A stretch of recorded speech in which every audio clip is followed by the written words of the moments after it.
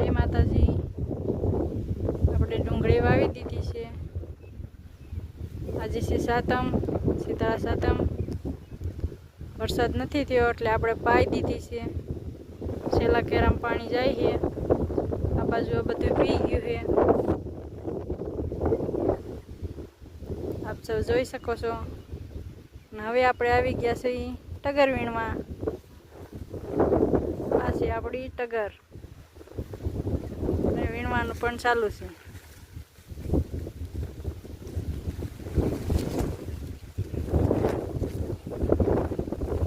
એટલી ઉતારી છે. આવી ઉતારવાની હોય છે. ટગરની વેણી બનાવવાની હોય છે. શ્રાવણ મહિનામાં ઘણા બહેનો ટગરની વેણી માથામાં નાખે છે.